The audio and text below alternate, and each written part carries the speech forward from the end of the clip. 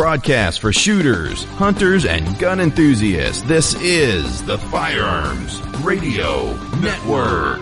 The bandwidth for this episode of Gun Guy Radio is sponsored by Patriot Patch Company. PatriotPatch.co.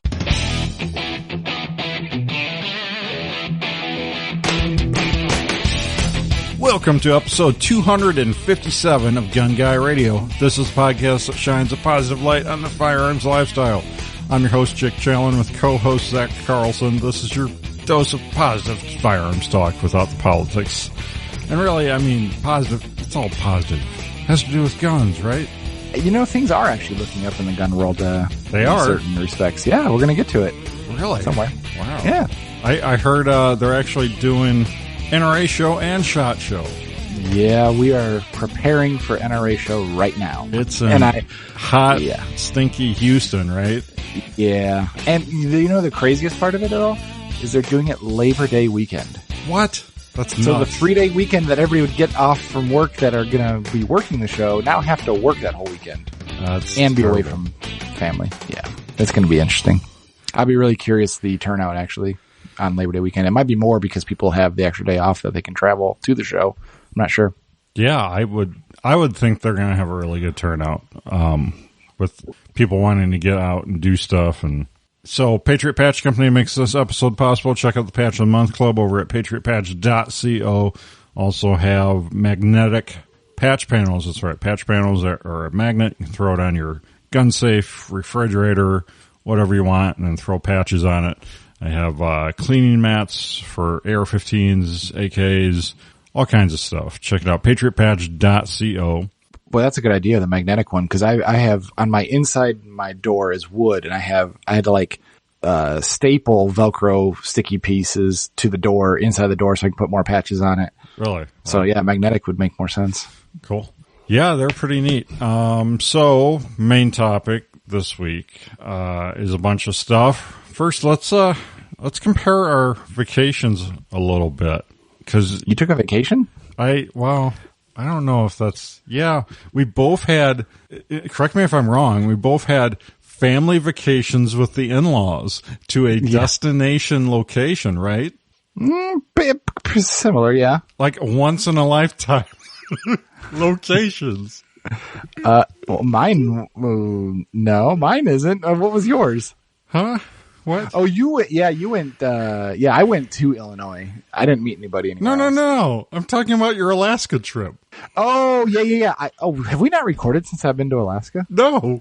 Oh, wow. It's been a while then. I took another trip to my, okay. We're talking about in-law trips. Okay. Yes. Okay. Yes. I went to Alaska and you went to Branson, wonderful Branson, Missouri. Did you see Dolly Parton down there? We did. Wow. We didn't see Dolly, but we went to the Dolly Parton Stampede dinner experience. So you remember, did we go to trip in middle school to like where knights jousted and we ate food? I was just going to ask you, is it like medieval times for hillbillies or what? Yeah, it is. Exactly. But way worse. Well, I guess, wait, do they make you take your shoes off or anything? Thank goodness, no. Did they give you overalls on the way in? But it was, I want to ask you if you had any concealed carry experiences, because I'll get right into my concealed carry experience, because it did happen with Dolly Parton, at least her venue stampede dinner experience thing. Completely anti-gun, completely posted, no knives, no guns, we're going to check your purses. Luckily, I didn't bring my purse that day, so, but yeah, and even, so, here's the thing. So it's a whole family, big, there was like 25 of us or something, maybe even more than that. All, my wife's parents, her 3 siblings, everyone's kids, so tons of kids and everything. And, before we get ready to head out there, my father-in-law is like, now, listen up. And he knows several of us because, 2 of my, in-laws, they carry every day and everything, and probably know I carry. And he's like, listen up, this venue is a no no gun place or something like that. So that's just how it is. So, don't bring any, don't come packing. Or he said, I like completely glazed over when he started talking about it. Cause I was like, I'm not going to even start anything. Like I wanted to say, so your family's safety is less important than being entertained, or I don't know. I could have went on a couple tangents, but I'm like, nope, mouth shut. Cause I did some research cause, my sister-in-law had mentioned that it was an anti-gun venue and that they checked people, I'm like, really? They have metal detectors at the Dolly Parton Stampede? I'm like, in Branson, Missouri, you go someplace with metal detectors? Really? In Missouri. Yeah. Geez. And well, right. I mean, Missouri is a very pro-gun state. They have constitutional carry and everything. And so I'm like, I don't think they're going to like pat me down or anything, right?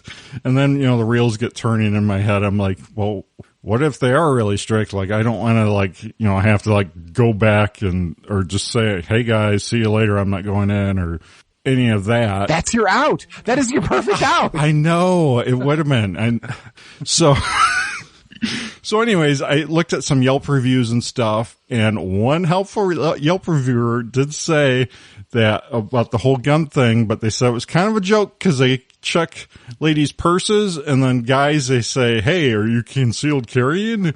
And you say yes, yes or no. And, it's up to you to respond. And so we get big long line going in there, and it's a Dolly Parton Stampede, so they have live horses. The entertainment, is mostly, country western theme, riding horses. So the line going up, you line up by all the stables so all the kids can see all the horses and everything. And you don't see any signs until you're like right up there ready to go in. And then they have a big giant sign saying, no gun, no firearms, no knives. We check purses. And then the two guards, I use that term very loosely, at the front door, they have like these little like 6-inch like, dowel rod sticks that they dig through ladies' purses. They actually do dig through their purses with this dowel rod stick. And then they're like, hey guys, anyone carrying? And everyone's like, nope. I'm like, nope, even though I am. And guns are scary. Yeah. Guns, what? And so, yeah, I no incident. I didn't have my out where I got to, say, oh, sorry guys, see you later. But very, very weird. Like in Branson, Missouri, to have someplace that anti-gun, and Dolly Parton, like country superstar and everything, like apparently she doesn't like guns. So I wonder if something happened at some property sometime and like they're like trying to cover their butts from an insurance perspective or something. Oh, I'm sure that's the line they tell themselves and everything. That's what they said in the boardroom when they came up with this, and some kind of BS, but I doubt there was ever even an incident. You can tell it's ran by like this third party theater company, Las Vegas type company, something, because there's actually very little to do with Dolly Parton in it and around it. It's just like her name, and the whole experience was kind of disappointing for how much the god awful amount of money they charged to get in that place. The whole thing was pretty terrible. So I'd say if you get drugged to Branson, Missouri, avoid the Dolly Parton Stampede. What is the food any good? Because like that's what the whole thing like with Medieval Times. But remember, we were like in 4th or 5th grade, so we had no judge of good quality food at that point. And like now I think back, I was like, well, that's the last thing I want to do is be eating when I'm looking at a horse taking a crap while he's running down just in front of me, like in an enclosed arena, just smelling it. Like, no thanks. Like, I don't know. That's not what not really getting my mouth watering or anything. Yeah. And, the food is actually pretty good and everything. And, only one rider fell off the horse, so there wasn't too much excitement besides that. Was it like exhibition riding or something? I mean, they're not jousting each other like Medieval Times, right? No, they just ride through, and it's kind of like a musical and everything. And so they're like singing and like, so that's the Dolly Parton tie-in probably, is the singing. Yeah, but hardly any of her songs are in it either. I'm like, could they like not because of licensing, do like any of her good songs, or like they did like 3 of her songs in the whole thing. I'm like, and she's obviously not in it because she's too busy to do a show twice a night. And yeah, she's like 100. Yeah. Whoa. Yeah. Huh. So was there any good experiences in Branson, Missouri? Very interesting, the town. I mean, it really is. Jenny and I had vacation there before we had kids because we were cutting down through there to other family. And at that time, we were like 20, I don't know, 23, 20, our early 20s. And I didn't really remember much from back then. But it's really grown a lot since then. And it was super busy, like really is kind of built out to be a little Las Vegas that's family friendly and everything. Weirdest Walmart ever. That was like the one thing I took away from this trip was this. So it's not a super Walmart. Remember the old school, like regular Walmarts and stuff? Yeah. About that size and layout and everything. So it's like hurricane season in Florida, or like there's a hurricane coming tomorrow in Florida. This town was so busy. I mean, shelves empty, people grabbing like I got the last couple things of a couple items, and we were just grabbing, some stuff to eat, make sandwiches and eat quick stuff and stuff we forgot to bring, but crazy busy. And then you get up to the checkouts, like the line is through the store, and you get up to the checkouts, completely 100% self-checkout. They don't even have the old school checkout set up. They're all gone. It's all self-checkout, the entire store. First time I've seen that. That isn't. I wonder if they're getting really hit by the personnel shortage or something. Well, and then. But wait, what does the Florida hurricane have to do with it? Is Branson close to Florida? I'm just saying it was like that. It was like the hurricane it was like coming. that. Okay. Yeah. Gotcha. Oh, weird. And that's just a normal day there, though, apparently. Yeah, because Jenny got Taco Bell for us, and she said in there, they were running out of like all kinds of ingredients and stuff, and they couldn't do a lot of different menu options. And they were acting like, yeah, that was normal. They always got hammered, and like they had just had like 2 managers quit like the day before and stuff. And like, so like every place in town is short staffed and just hit full force with the vacation season. So it's been a while since I've been in like a vacation destination town during vacation season, but it's like, no thanks. Like I couldn't come in the off season. I couldn't even imagine living there. Like you must hate living there. Yeah. Living in a destination like that seems like if you're not working in the industry of some sort there, like why would you even be there? And then we did go check out Bass Pro Shops because some of the guys wanted to escape the cabin everyone was staying at. And so I took us to Bass Pro, and it's a terrible Bass Pro. It's tiny and it's like totally fishing focused, not very much in the shooting, hunting departments, where I thought it would be a lot more diversified, having such a diversified clientele go through there.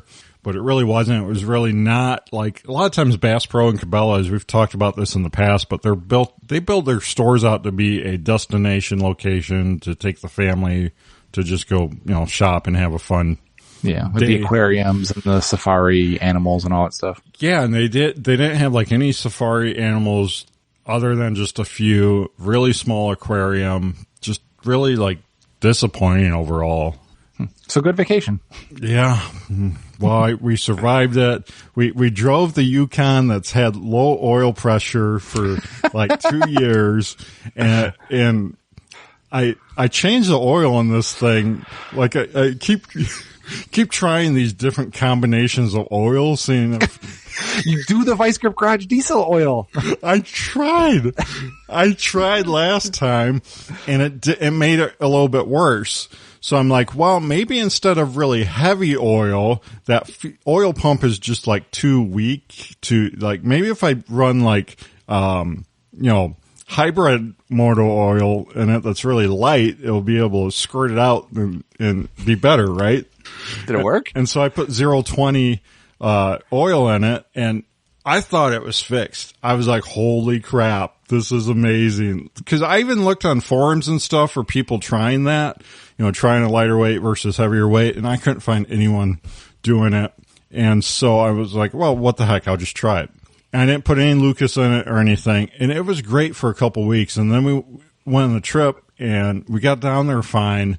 But then like day 4 or something, driving around town, it would hit the low oil pressure warning a few times. So I'm like, well, crap. I'm going to go to Walmart and put Lucas in it just so I know the upper engine is lubricated if there's not, enough oil pressure.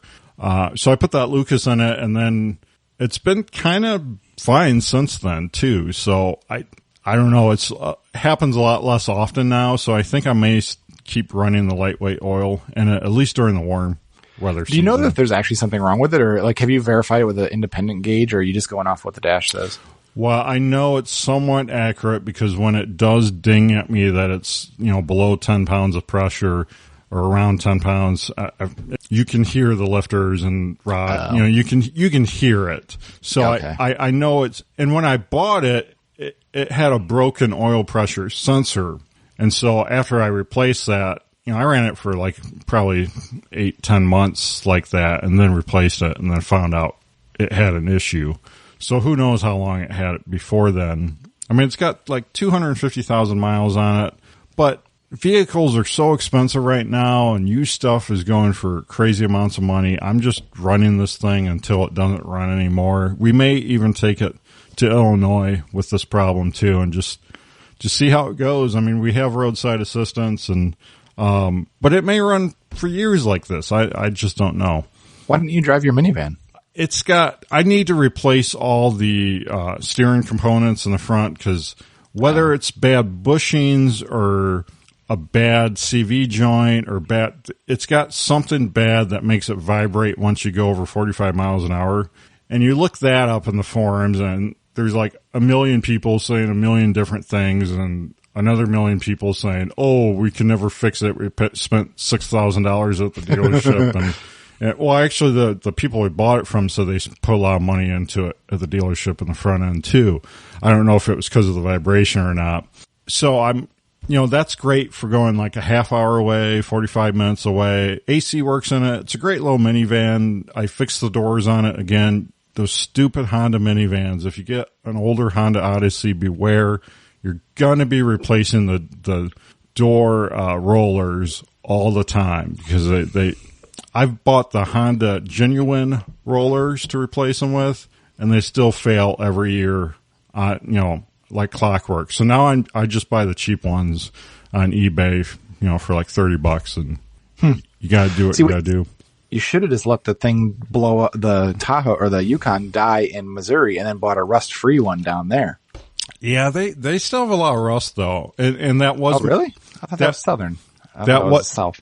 That was my solution, and maybe Branson area would be okay, but looking on Facebook Marketplace in Missouri on vehicles, you see them just as rusted out as Northern Illinois and up here.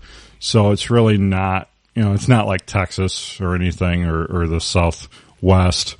So, and that's kind of my solution. If we go to Illinois and it dies, Illinois is such a bigger marketplace. Hopefully I can, anytime I look at cars, if I include all the way out to Illinois, there's like 1,000,001 more options, because it's just such a populated area. Well, I just got back from Illinois, and I forgot. I haven't been back to Illinois in probably 4 years. And man, just right from the get-go, like right getting off, you're getting onto the interstate right from the airport, heading west onto the interstates there, and just tolls everywhere. The roads were heaved and horrible. And we were like, everybody's flying. We're doing like 90 miles an hour typically. And there was all of a sudden I was in the far left lane, the passing lane, and all these cars just start diving left and right. And I'm like, oh crap, and what's going on?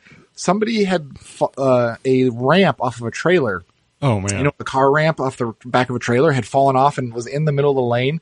Thankfully I avoided it, but like a mile up the road, I see like a car on the side of the road with a lady on the phone, like looking at it. She must have ran it over. It was in a Prius or something, and she must have hit that trailer ramp so hard.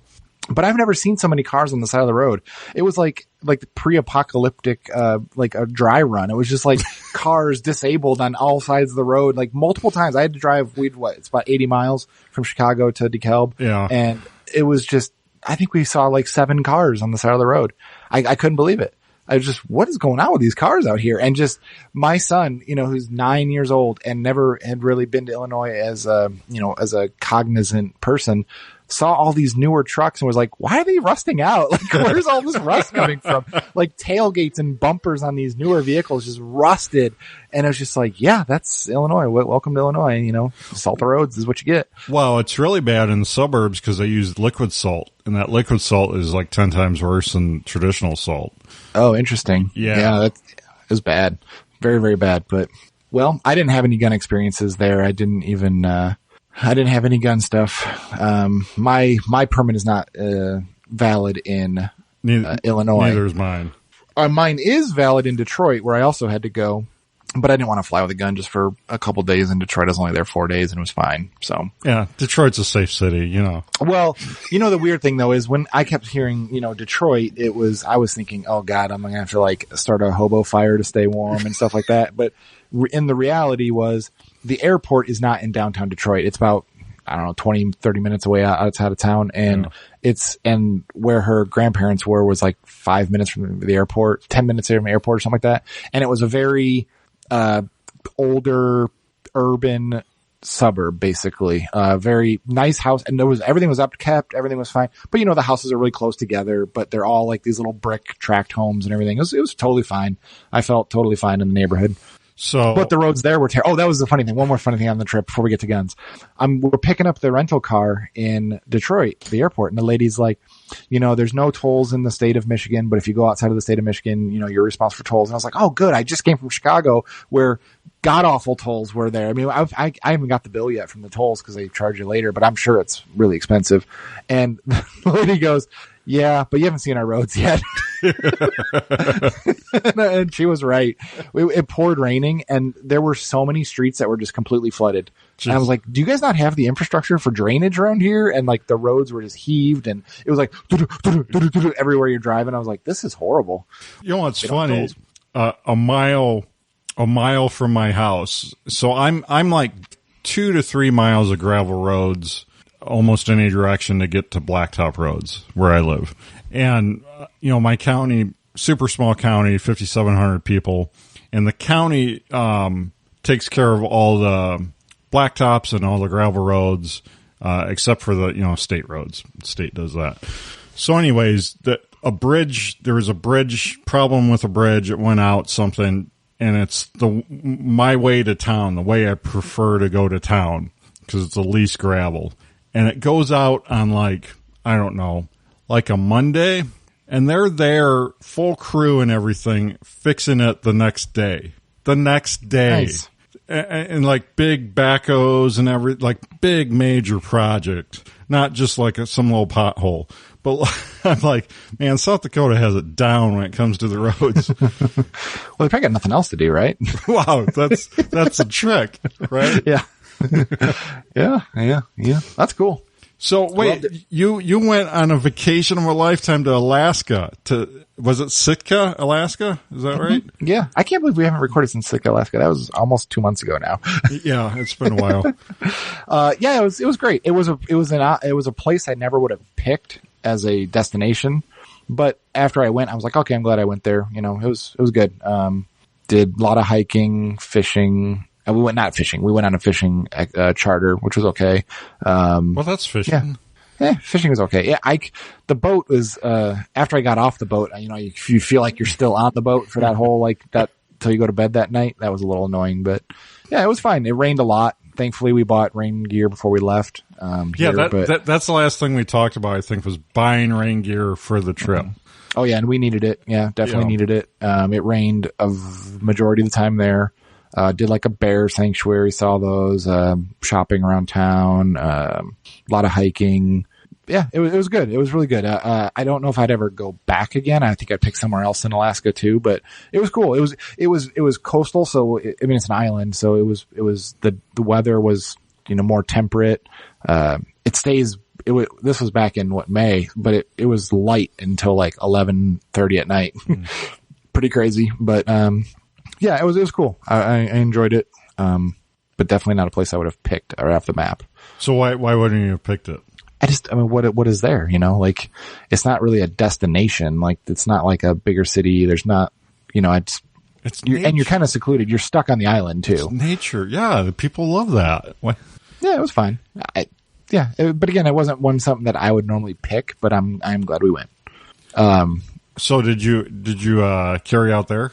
No, I didn't. You just don't deal with it when you're flying.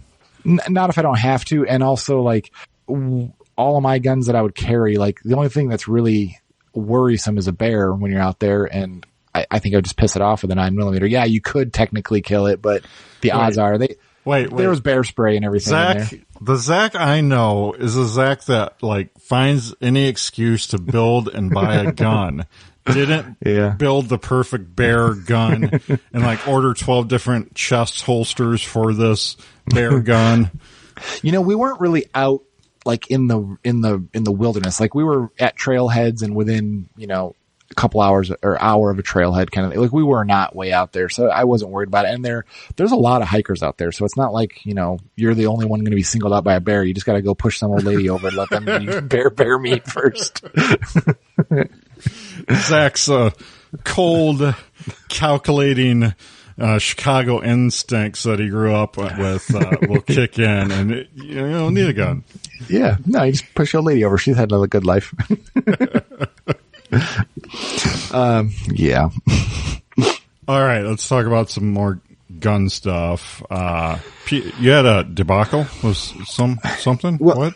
I've been wanting SBR. I've been wanting an SBR, and I've been watching Gunbroker for these SBRs, and I've been wanting all these guns, and just nothing has been available. It's when you do see guns, like I wanted a Mark 18 Daniel Defense, a little 10-inch gun, but every time you see them in pistol form or uppers only, and I've been wanting an SBR, so I was like, man, I had a moment of weakness, and Palmetto State Armory, I went back to their website, and I signed up back up for their emails, and they are a marketing like blitz. They'll email you twice a day with all their little deals and everything. And they finally got me.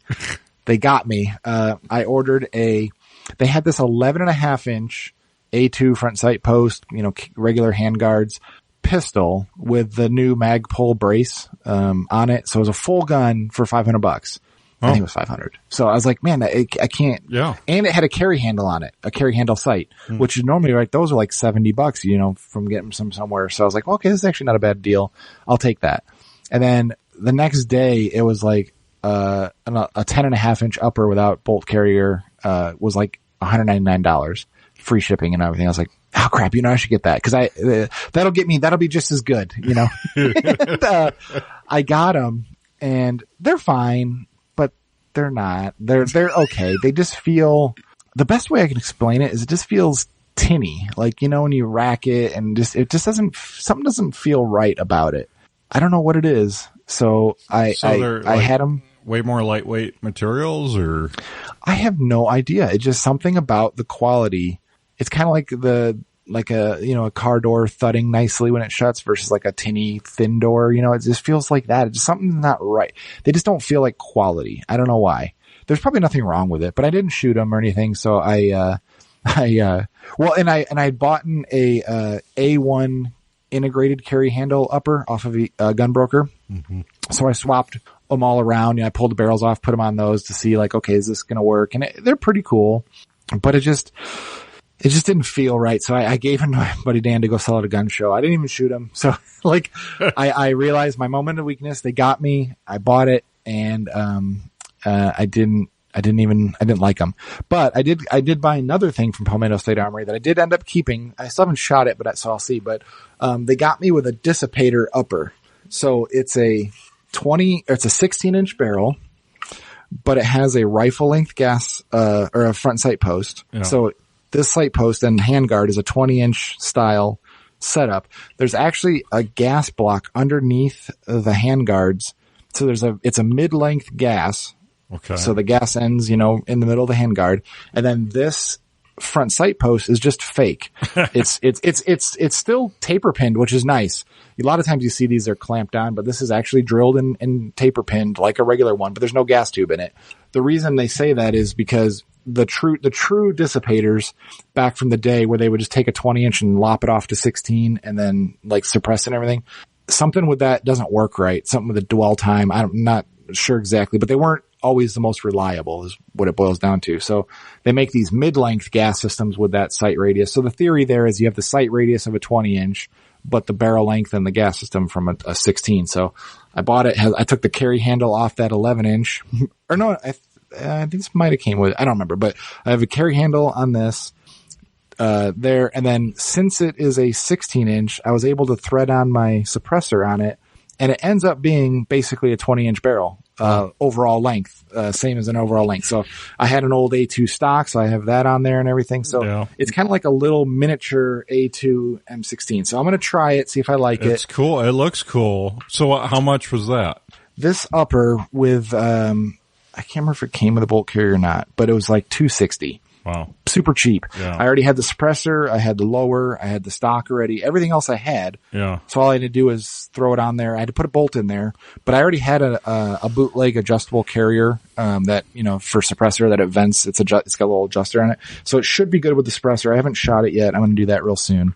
But then, so I thought that would solve my issues. And I have all these guns on my wish list at the distributors, and I think we talked about this. I have it on an auto refresh of every 15 seconds. My webpage refreshes, and as soon as I see stuff pop in, I buy it if I can do it. So, I had a Colt 11.5-inch SBR on my wish lists, and one shows up, and I'm like, crap, good. But with an SBR, I want my buddy Dan to just order it directly, so that way I don't have to bring it into my work and then do another Form 3 over to his license and do all that rigmarole. So shows up, I text him like, hey, get this, and he didn't respond in time, and so it's gone. So I was like, okay, meant to be, not meant to be, whatever.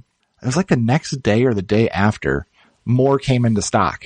So, and he was able to get that one. So I got I got an 11.5-inch SBR Colt, same style, just a little short barrel coming in. It hasn't come in yet, but that just happened. So I'm like, oh man, there's some money there. So, I did that. And then I still wanted a Colt 20-inch standard, kind of like this Dissipator, but a real 20-inch. What's it with you and Colts lately? Are you feeling okay? And I don't know. It just seemed like, why not? Did you turn 40? Yeah. Well, I did buy a pair of New Balance. No, I didn't. Yeah. But so I had that 11-inch and the 20-inch in my cart, or, my wish list. And I'm like, these are never going to come into stock. So I put a bid on Gunbroker for this 20-inch, and it was basically at our cost from the distributor. I was like, okay, if I can get it for that same price, it's kind of a wash. So it's got like 3 or 4 days left on it, and I'm the high bidder. But then in the meantime, a Colt 20-inch comes into stock at the distributor as well. So I bought that one because I don't think I'm going to win that one at Gunbroker. So I got this today.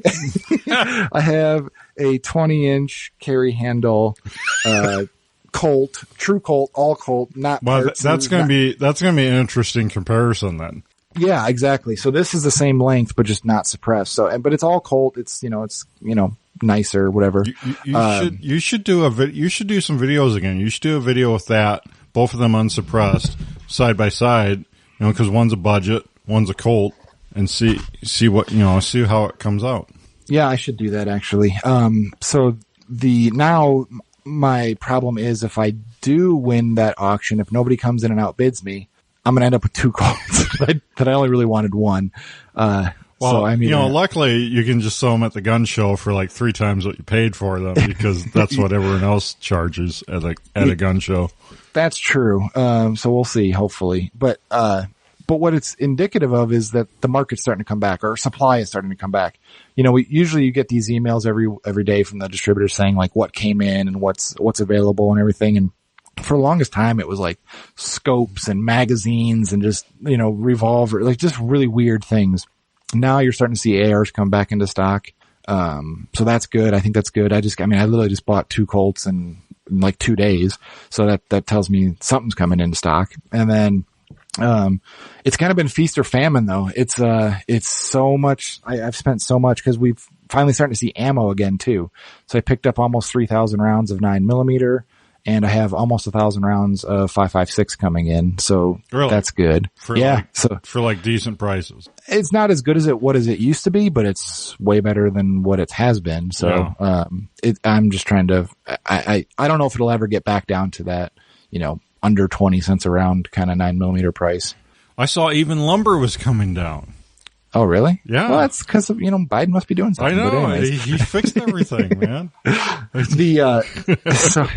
But I have that. And then, what else did I just buy? I bought, what I really wanted, I didn't really want that Colt 11-inch. I really want a Knights Armament 11-inch SBR, but nobody has Knights Armament stuff in stock these days. And, I have it on all the distributors. I've got the guy that I bought, or the company that I bought my 16-inch from. I put myself on a list there. I signed up for all these in-stock notifications on retail websites. I'm like, I'm getting desperate. I'll even pay retail at this point. And there were some on Gunbroker for just the uppers, which I can get by with for now. And they were at retail. Buy it now for the retail price. And I was like, I was hemming and hawing because, it's still like $1,800 just for an upper, which seems crazy. So I went to go back. I was like, I'm going to do it. I went back, and the people that had it on took them down and put them back up at $2,500. And I'm like, I'm not paying $2,500 just for an upper. Like, I can't do it. Yeah. So there's one upper on that I did get to bid at retail, but then I've already been outbid, and I'm like, I think that's a sign just to wait until they come into stock. I don't need it. I just would like to have one when it comes. So kind of waiting for that. That's your second video here. You do a comparison with those Knights Armament and the Colt. Yeah. I mean, that's I know the stuff Knights will be better. But. Well, yeah, but that stuff, you're getting to the point where you can buy stuff and compare stuff that the average person may not be able to. So you could do some interesting comparison, videos. That's true. I was able to pick up a Knights Armament rear sight for that Colt, but that's about it. Those have been hard to find too, but I snagged one of two that came into stock today.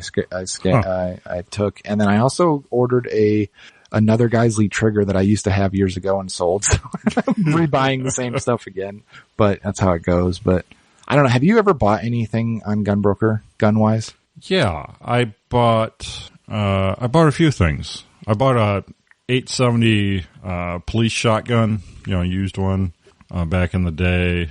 I don't think I have recently.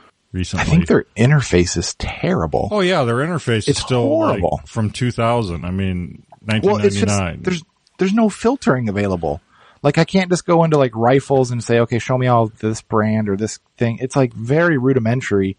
And I'm like, when I was trying to find an A2 carry handle or an A1 carry handle, with the search terms, I've tried to do all these different search terms to get just what I'm looking for. And like, the A2 is worse because a lot of people call the front sight post, an A2 front sight post, but I was looking for the rear being the carry handle part of it, and not just a carry handle. I wanted the one that was built into the upper, and A2, rear carry handle, all these different kinds of searches. I couldn't come up with crap.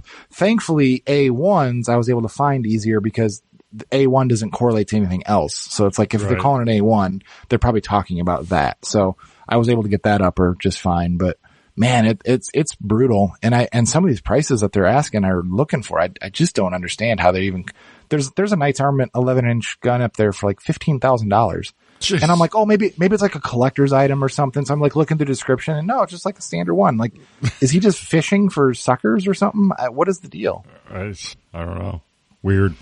So I don't know, but I do need to go shoot these guns. But right now there's technically like a shooting ban out here because of the wildfires. Oh, so, and I do not want to be the one that starts a wildfire out here. So, I am probably going to take it to my office where I can shoot into the pit. This just in, sometimes podcaster Zach Carlson. Yeah, that's so embarrassing. I don't know how people pay those fines because they charge you, for the response. Yeah. I don't know how you'd even be able to do it, but I mean, they canceled 4th of July out here, all the fireworks and everything. Yeah. And I had this is the first year I bought like hundreds of dollars of fireworks just for it. And I was like, oh, I'll spray my yard down more, and I do it on cement board and all that stuff. But they outright outlawed them just for fire. So we've been really, really dry here. So dry, I thought we were going to have a burn ban and everything here by the time the 4th came along. And luckily we had a few rains, so I think they kind of held off doing that.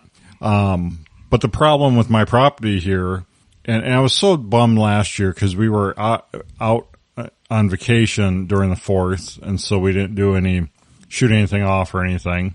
And so, but this year for the 4th, we have this big giant wheat field right next to us. And I'm like, I even talked to my neighbor about it, and he was cool about it. He's like, yeah, just shoot them off, towards the hay field that's a little bit less, a little bit less flammable.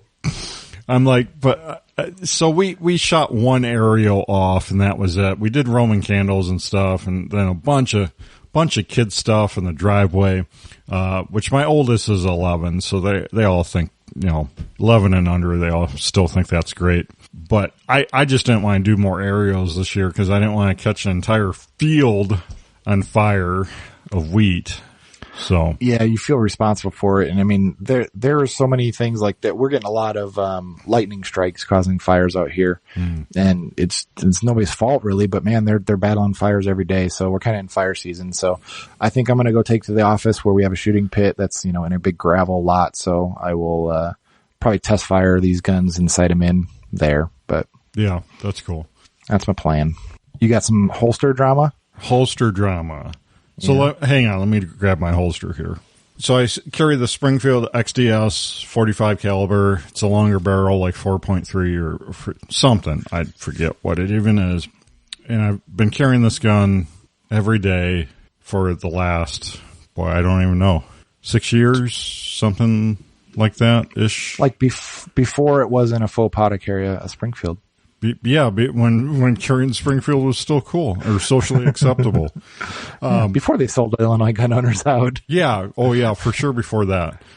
Anyway, so this is a Kydex taco holster, clip holster. So it's got like a 1.5 inch belt clip on the back. I guess you call it the taco style. It's folded over Kydex. Yeah, folded over Kydex and then Chicago screwed together, it looks like. Right. I tried a bunch of different holsters, a few different hybrids, and really it came down to it. I really enjoy just the plain old Kydex clip holster. Illinois, there's so many places I had to clip that off my belt and lock it in my car. Tons of places in Illinois I had to do that. And once we moved, I thought, well, probably won't have that problem anymore. But the problem with me is I'm always going in the post office, and that's my only post office and courthouse is about the only places I have to worry about out here. But I still go in those often enough so this broke, and I had to experience wearing a hybrid holster again for a little while. Ugh. So here's how it When you say hybrid, you're saying the leather backer with a Kydex sleeve over it? Yeah. Well, I'll grab that one too here and show you. Wait, that's how it broke? When you said broke, I expected the clip broke off of it, but no, that is what you're describing is where the pinch point of the screw that holds the taco together, the bottom corner that would be basically under the trigger guard. Yeah. That corner of half of your holster has completely come off. Yeah. How did that possibly happen? I would have never guessed it would break there. And these clips I actually sell, so thank God it wasn't the clip. But I was going to say, why don't you make your own holster? You're a holster. I may at some point. These clips I actually specially formulated with the mix of polymer or I don't remember the plastic terms, but the mixture of plastics in there, so it's just the right amount of stiffness. Because the one I bought to replace it, I need to replace with this clip because it's way too stiff, the one I replaced it with. And that's where a lot of these do break, is that clip is too stiff, and then it breaks the Kydex because the Kydex gets bent too much because that clip doesn't have enough give in it. So anyways, this has been a great holster. A friend of mine actually made it. Not his fault. Not his fault at all. It just shows that Kydex isn't forever. Because, this is American-made Kydex and everything. It was formed properly and everything. It just, just over time. And it's really probably me bumping into stuff more than anything. I mean, I bump into stuff all the time with my gun. Edges of the counter, edges of cabinets, edges of shelves, children's heads. I'm always bumping into something with my holster. So I think, and I lay on this working under cars. I lay on it working under other stuff. So it's taken a lot of abuse. Now what's interesting is, so the one I pulled off here, so the one I bought to replace it, if you look side by side, it's actually got two mounting points Yeah, it looks like two there. screws instead of one underneath the trigger guard. So I wonder why that is. So I'm curious if over time that would be better or not. I don't really know. So what did you replace it with? What's that one there? I just went on Amazon, and these were reviewed really well on Amazon, and I'm like, shoot, I'll do it. Because I looked at a couple other companies, some people I even kind of know in the industry somewhat. But, they were all like $20, $25 more, basically the same thing. And this had really great reviews, so I thought, you know what, I'll just take a shot at this and see if the reviews are true, see if you can really order a holster off of Amazon. That's something I've never done. And I need to, it's got somewhat of an adjustable cant with the clip. I need to adjust that a little bit. Other than that, it's pretty much the same holster, what I like and need and everything. Let me grab this hybrid real quick. Yeah, so what brand was the hybrid that you did? Well, before I get into that, this is a good reasoning to hang on to some of the holsters you don't like. Because you never know, your favorite holster might just take a dump on you, even if it's a great quality holster. I mean, this was a great holster. And maybe another one just like it wouldn't have broke. It might be just a little something with the kydex going on there. I don't know. Well, and that one looks like it was still technically functional, just wouldn't have been ideal because it could have snagged on everything, right? Well, or did the screw actually come apart too? And so it's still together. You're right. It's still usable, but that crack is right down the middle of the screw. Oh, so the screw is basically like a slot more than an actual hole now. Right. So it's just a matter of time before my gun flops out in public. Right at Dolly Parton's horse experience. Right. No, I'm not carrying crack, flop. Bang. I found this. This is a Stealth Gear USA Revolution holster. I don't know if they still make this model, but it's a hybrid. So it's got a kydex. And like these are supposed to be modular where you can change out shells, I think. Who does that? No one does that. And then doesn't have leather on the back. It's got this neoprene or I don't know. Oh, that's not leather. Okay. It looks like leather. What he's explaining is it's like a soft backer that is perforated with a bunch of different holes, and it looks like you can move. Can you move the holster shoe around a little bit, or is it? You could if you wanted to. You can move the clips up and down, and I think you can put different holsters, different kydex on it. Anyways, I got this back in the day. They might have even sent this to me because they sponsored stuff on the Firearms Radio Network. They might have even sponsored this show for a little bit. I don't remember. But yeah, I gravitated away from this. I carried this when I first started carrying some. And initially, I think I liked it until I tried other things. And going back to it, I hated it. They bill this as being more comfortable. This is not more comfortable. Well, the biggest problem I've always had with them is it takes forever to get on and off because it's got the dual clips and you have to basically I had to take my pants open and loosen them to be able to get them on and off, which is a real pain in the butt. And then they squeak. Maybe when they get broken in, they stop squeaking, but when they're new, every time you move, the gun squeaks against the backer. So mine doesn't squeak. I never had a squeak thing with this. Maybe because it's not leather. That could be it. The thing I don't like about this, and who knows, maybe you'd like this. It might be just we don't like it. You're right. I'd have to take my pants off basically and then once it slid on my pants the wrong way, I'd have to take my pants off or, undo my pants all the way again to get it slid back. Whereas, this guy that I carry every day, if it moves on my pants in the wrong direction, I can just slide it real quick and easy and get it where it needs to go. And this, if I have to go in a gun-free zone, I have to pull the gun out of the holster and keep the holster on me and put a holster in my glove box or wherever, without a trigger guard or anything, covering the trigger. And I really don't like that with kids and everything because sometimes I'll forget to put it back on right away. I'll drive home and forget. And so I really don't like that. I'd rather have it in a holster, being in the, car rather than not in anything. So yeah, I'm not a hybrid guy at all. Just not for me. it seems like the people that do like them are beginners and they just don't know any better yet. And it seems like they're all sold just a heavy marketing machine to sell them. I don't know anybody that's carried them years and years on. I'm sure we'll get an email now that says, "Oh, I've been carrying it this way for years." If it works for you, great. I've never had good luck with them. Yeah. So, anyways, that's my holster drama. I guess a little update. Last time we talked about my garden, getting it in, and where, I had issue with the chickens eating stuff last time, and back to my homesteading segment. Get a homestead. It'll be fun. Who watched all your chickens while you were gone? So I set up 2 automatic doors that are on a timer. So these doors go up in the morning and down when it gets, to dusk, once they're back inside. Because chickens are good. They'll go back inside at night on their own. Well, that's fancy. And we have a big mounted feeder on the wall that holds, I think, 60 pounds of feed. It's gravity fed. So their feed is good for, a couple weeks. And then lots of water.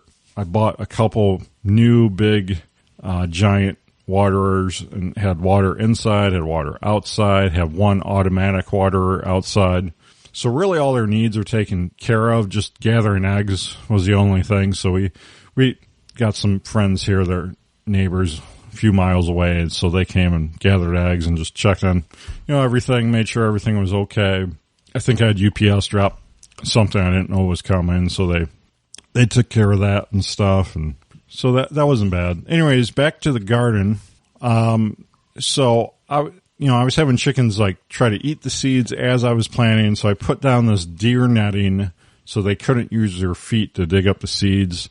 And happy to report that actually worked. All the plants came up where I planted them, and it kept the chickens. So that was a pretty easy solution for a problem where a lot of people might have thought they had to build a fence around it or do something a little more complicated.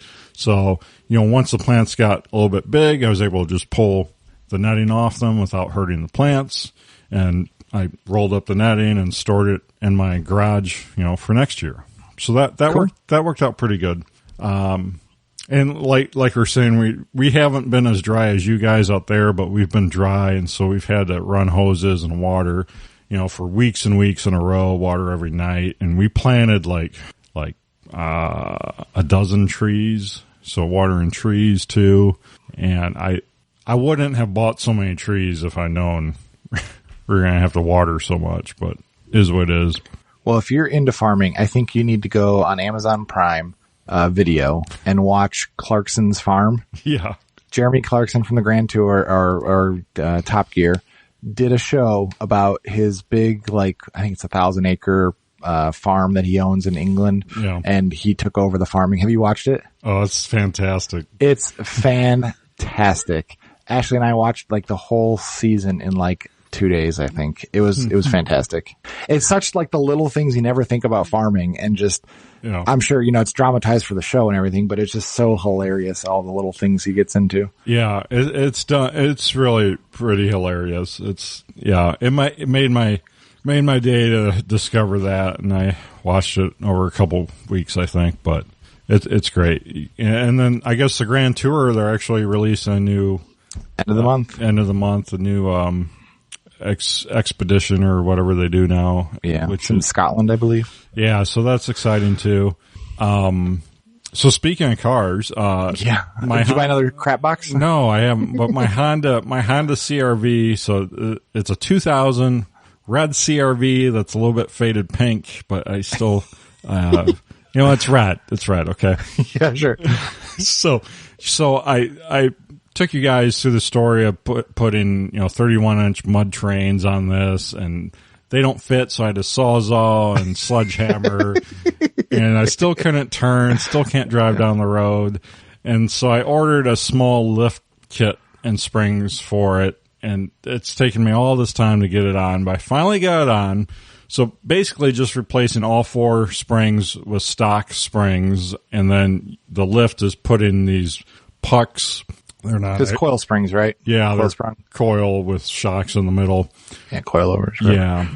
So replacing those, because these are all stock, so you get a lot of sag 200,000 miles. There's a lot of sag on those springs. And then these are like HGR Engineering or something like that. They do a lot of specialty Honda CRV and other Honda parts. So they have these really heavy duty manufactured metal like pucks that you put on top of the springs to give you lift and everything. So I got those on. It's actually a lot more time consuming than I thought it was going to be. But I got those on and I can drive it down the road now. And it's only a little bit of a death trap.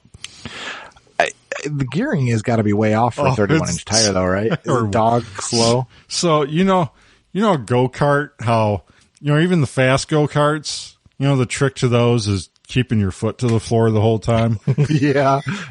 So it's kind of the same deal. Except you've got 5 speeds, so if the wind is going the right direction, you're pretty good. I mean, with the wind at my back, I can still do 75 in it, which isn't too bad. And it's not like death wobble all over the place or anything. You let go of the wheel going 60 and it's pretty straight down the road.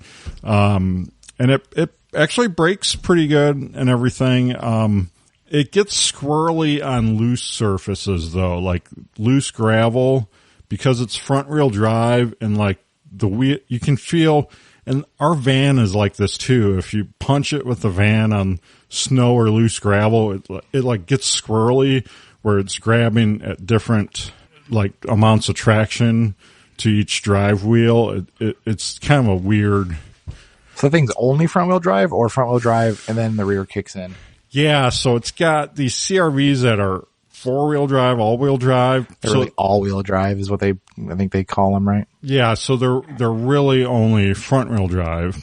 And then they have a drive shaft going to the back that spins all the time, except it's got like some kind of clutch system in the rear differential. So when that clutch system senses that you're losing too much traction, it'll then click in and give you traction to the rear. And it's a very noticeable delayed effect. Like you need to like really romp on it in a low gear to get that to kick in. But there are guys that take that apart and make it all time 4-wheel drive all time. And so I think that's probably the solution for this if I, get around to it. So yeah, I had to get a battery for it, and this was fun because this takes a small little battery, like a half-size battery, like right? a half-size battery, right? Yeah, a lot of Hondas use that. And they're like, battery. "Oh, these will be cheap, right?" And you go battery shopping. I went to 3 different stores, and no, if you could buy like a Chevy truck battery, it would have been like $40 cheaper than this half-size battery. But really, it was fun because it did have a go handle, and it was the cheapest one I could find. Now, did it actually have a battery hold down clamp, or did you just use a ratchet strap? It actually has a battery hold down clamps, and I actually use them on the new battery. So wow, fancy. Is it clamp or side post? These have posts on top. Yeah. Gotcha. So yeah, your clamps are all good and everything? I cleaned up the clamps, all good. It's got a real bad power steering leak. I need to address that. But like it's pretty nice. The air conditioning blows really you cold. Sound just like Vice Grip Garage. It's almost this one's a going to town rig. I know. It's almost a going to town rig. And I've been taking it to the business because it's fun to drive. It kind of is like a big go-kart. Well, that's exciting for you. Well, speaking of batteries, I had an adventure on my Chicago trip, or actually on the Detroit part of the trip. We got a rental car. It was a Ford Fusion SEL. They still make those? Yeah. I didn't realize they still made the Fusion. Yeah, it's a fancy car. So we get it, drive it around just fine, no problem. Park it for the night at the hotel, and we go to leave in the morning, and on the display in the dash, it says, or on the center console, it says, system shut off to save battery power. Something like some weird battery message, like shut off ignition or start engine. Yeah. Something like that. And thing is just dead. No power. Nothing. Just click, click, click, click. All the stereo lights, all that stuff works. Not enough to turn the engine over. Like, what the heck? Okay. So, Ashley's mom was in town with her grandma's van, so they came and jump started it. It was like on the jumper cables for 10 seconds, and it just boom right away. So it wasn't far off on the battery. So then we drive it over to her grandparents' house, and they had a traditional battery charger. So I was like, okay, while we're here for the day, I'll throw it on the battery charger, charge the battery up. So it charged, for hours, and the meter on the battery charger said 100%. So we're good. Drove it home just fine, no problems. But the message was still there, but it started just fine. Huh. So I'm like, this is weird. So I was Googling it, and apparently it happens on Chevy or Ford trucks as well. It's something where the car thinks the battery is dead. So you have to go to the dealership, or if you have a scan tool, to then reset the car to tell it it had a new battery. Jeez. And to be okay. So it started just fine after charging it. Went to go leave the next morning at the hotel, dead again. And I called, and it was pouring rain, like buckets of rain, so much I had to take my socks off, put sandals on, and walk through the standing water in the parking lot. It was so much rain at the time. And so they come and jump me again, but before on their way, I'm like calling the roadside assistance, because I said, if it happens again, I'm just going to call the roadside and let them take care of it. And they were on hold for almost 20 minutes. And the guy's like, oh yeah, I can help you with this. He goes, we'll get a tow for you. And then, let me see if we can find another car for you. And you'll have to, we'll have to get your ride over to the place to get a car picked up. And I'm like, well, I'm like 5 minutes from the car rental place where I picked it up. It was literally right there. And he's like, oh. And I was like, what's the Detroit airport too? He's like, oh, just hang up with me and just go there and they'll get you a new car. And so I go in there, and it's pouring rain. So we drive over there. We got it jump started, and I get it over there, and the line is snaked through there. And I'm like, bull crap, I am not waiting in this line. So I ran up to the counter all front, like rush. I was like, hey, roadside assistance told me to come right in here and rush to the front of the counter. I cut somebody off. They were helping somebody actively. And I was like, I left it running right out here, so, I can't shut it off because it won't start again. And they're like, okay. And they got us a new car right away. They gave us a Jeep something. But I kind of felt bad because I'd be kind of pissed if that happened when I was in line. But I was like, I'm not waiting. I already waited in line the first time I picked this damn car up. So give me a new car. And yeah, but I just couldn't believe it. I think the battery was fine, but the computer somehow just wouldn't even recognize it. And I'm like, that's crazy. See, that's why you get 20-year-old crap boxes like I do and throw a new battery in it, and it's happy. And yeah. I actually jumped this thing like 8 times and like driving it and stuff, and I drove it, like 40 minutes away and back and left it running. And is it a 5-speed or is it automatic? No, it's 5-speed. You couldn't just push start it, jump it, pop the clutch?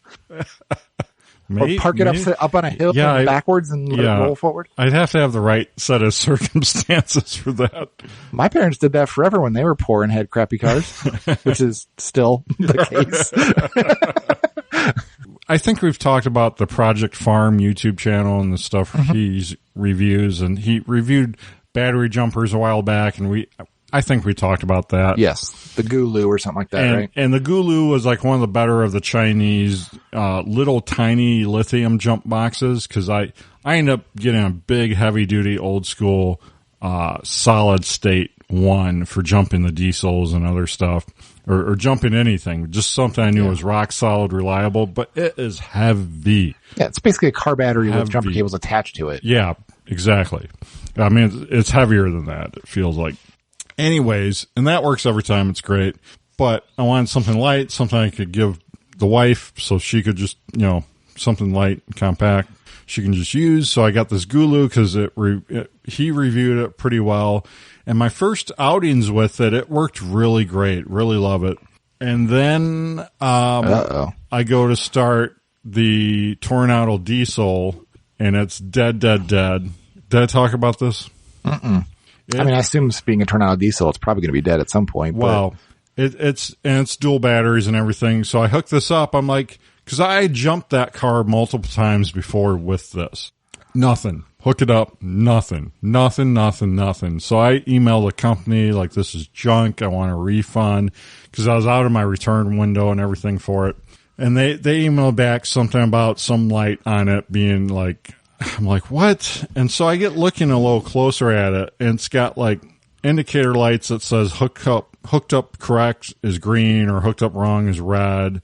And then it's got this little like battery you can only push with a pencil, like tip of a pencil, that says boost. So I'm like, ooh, boost. So I go back to the Tornado, hook it up, push that boost button, and everything lights up, and is like, oh, Well, now if it's dead, you got to do this boost function. I had to do it on the CRV too. It's not just big cars, big batteries. It's even little batteries. If they're dead, these little Chinese jumpers, if they have a boost, look for a little boost clicky button. You got to push with like end of a key or something. And this is like this isn't on the unit. This is like on the dongle connector with the jumper leads on it. So it's not like real intuitive to look there. Yeah. So it's okay. So it wasn't the Gulu bad? It works, but it works every time on the Honda like that if it's dead even. But on like the bigger diesel, it only gives you a little bit of crank, and you got to run around and push it again, crank a little bit, right? So it's not going to let you crank on it like my bigger jumper box. So it must just put it in like a high drain mode or something. Yeah. I was worried you were going to say cause a LiPo, those are LiPo batteries in there, right? I assume. And I'm assuming, when they get down below a certain voltage, they basically like cut out. Yeah. And you have to, and sometimes if you let them really die, you have to like jump start them with another battery. Cause a lot of LiPo chargers won't even charge them when they're that low. Oh. It's kind of a weird thing, but, I thought that's what you were going to say, but did you get the exact one that he recommended? Yeah.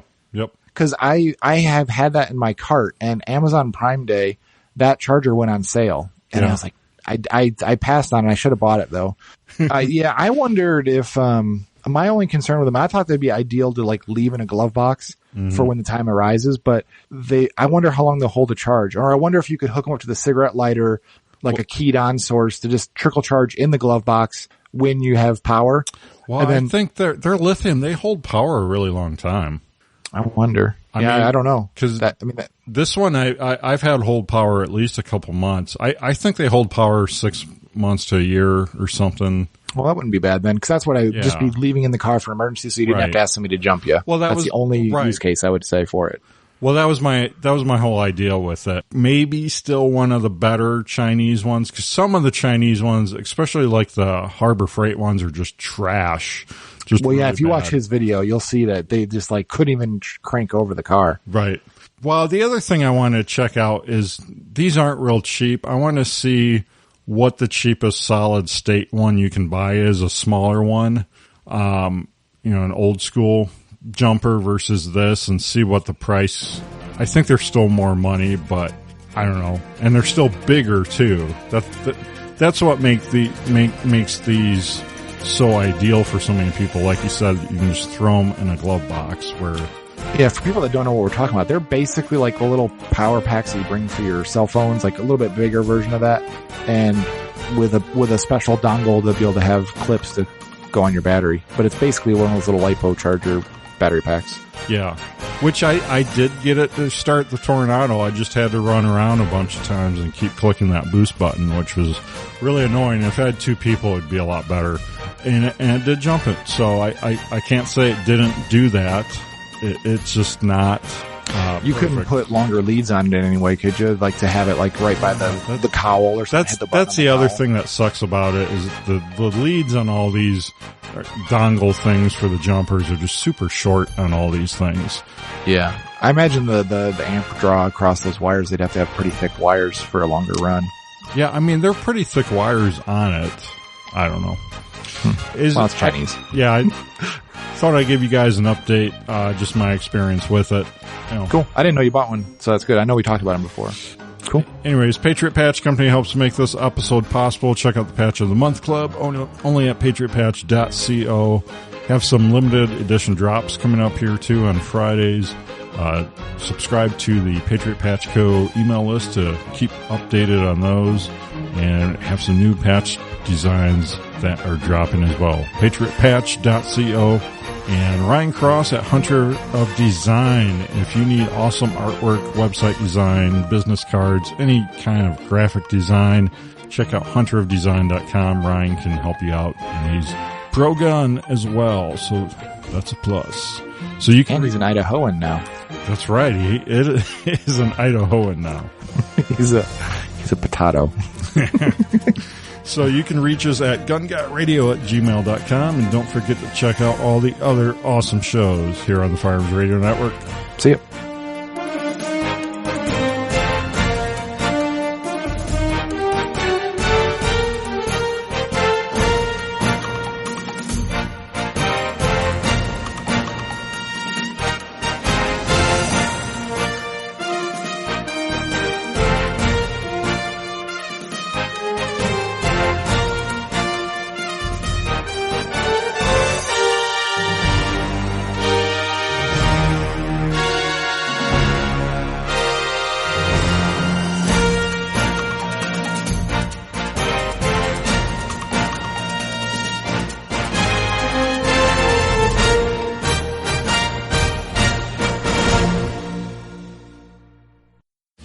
This has been a production of the Firearms Radio Network. You can find more information at firearmsradio.tv.